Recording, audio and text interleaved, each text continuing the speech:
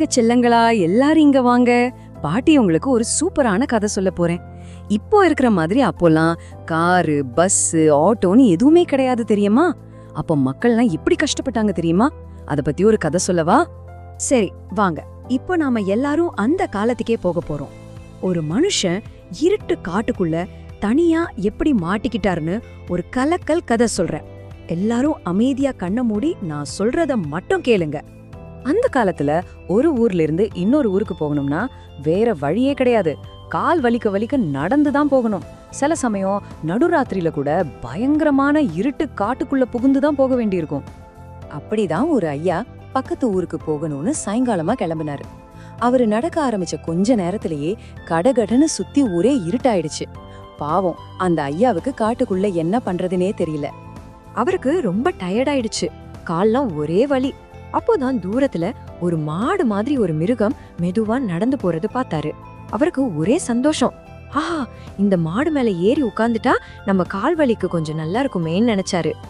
ஆனா ஒரு நிமிஷம், அது நிஜமாவே மாடுதானா? ஐயையோ, நிலா வெளிச்சத்துல கிட்ட போய் பார்த்தா அது மாடு இல்ல, ஒரு பெரிய சிங்கம். அந்த மனுஷனுக்கு உசுரே போன மாதிரி ஆயிடுச்சு. சிங்கம் அவரை பார்த்துட்டு மெதுவா அவரை பக்கத்துல வர ஆரம்பிச்சிடுச்சு. அந்த மனுஷன் அடுத்து என்ன பண்ணிருப்பாரு? சிங்கத்துக்கிட்ட இருந்து தப்பிக்கணுமே. கண்ணை இமைக்கிற நேரத்துல பக்கத்துல இருந்த ஒரு மரத்தோட கிளைய சடார்னு புடிச்சு மடமடன்னு ஏறி மரத்தோட உச்சிக்கு போய் உட்கார்ந்துகிட்டாரு. அப்படா தப்பிச்சோடா சாமின்னு பெருமூச்சு விட்டாரு. ஆனா கீழே இருந்த சிங்கம் அவரை பார்த்துட்டு ரொம்ப கோவமா சொல்லுச்சு. என்ன தப்பிச்சிட்டேன்னு நினைக்கிறியா? இரு, மரம் ஏற தெரிஞ்ச கரடிய கூட்டிட்டு வர்றேன். அது மரத்துல ஏறி உன்னை கீழே தள்ளும். அப்புறம் 2 பேரும் உனக்கு அடிச்சு சாப்பிடுறோம் அப்படின்னு மிரட்டிட்டு போச்சு. இப்போ அந்த மனுஷனுக்கு இன்னும் பயம் அதிகமாயிடுச்சு. ஆனா அவர் ரொம்ப புத்திசாலி. சிங்கம் போனதும் சட்டுன்னு மரத்துல இருந்து கீழே இறங்கி அவரோட துண்டுல நிறைய கல்லையும் மண்ணையும் அள்ளி நிரப்பிக்கிட்டு திரும்பவும் வேக வேகமா மரத்துல ஏறி உட்கார்ந்துகிட்டாரு. கொஞ்ச நேரத்துல சிங்கமும் கரடியும் வந்துச்சு. 2ம் மரத்துக்கு மேல அண்ணாந்து பாத்துச்சுங்க. இதுதான் சான்ஸ்னு அந்த மனுஷன் துண்டுல இருந்த கல்லு மண்ணையெல்லாம் 2ஓட கண்ணுல படுற மாதிரி டொமார்னு கொட்டினாரு.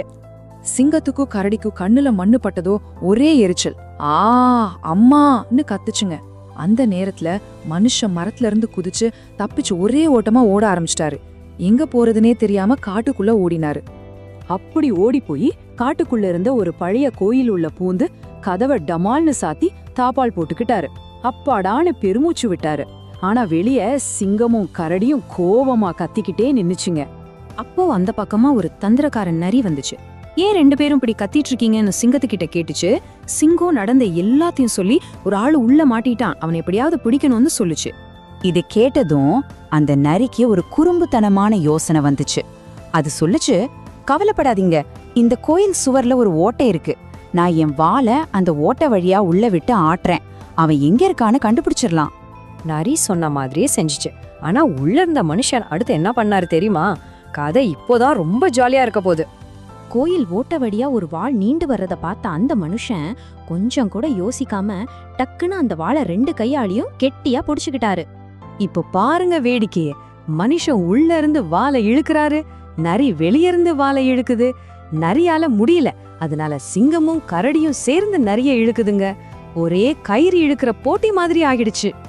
உள்ள இருந்து மனுஷன் பலமா இழுக்க, வெளிய இருந்து 3 மிருகமும் இழுக்க, அவ்வளவுதான், நரியோட வால் 2ஆ அறுந்து போச்சு.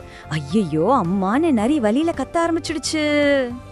பயந்து போன 3 மிருகங்களும் காட்டுக்குள்ள தலை தெறிக்க ஓட ஆரம்பிச்சுதுங்க. ஓடும்போது பயத்துல இப்படி பாடிக்கிட்டு ஓடிச்சுங்க. பொந்தம் பிடிச்சுக்கிட்டான், வாளை அறுத்து போட்டான். எல்லாரும் சேர்ந்து சொல்லுங்க பாப்போம். பொந்தம் பிடிச்சுக்கிட்டான், வாளை அறுத்து போட்டான். அம்மா செல்லுங்களா, அந்த ஓட்டைய பொந்தேன்னு நினைச்சு அதுக்குள்ள இருந்து யாரோ வந்து வாளை அறுத்துட்டாங்கன்னு நினைச்சு பயந்து ஓடிருச்சுங்க.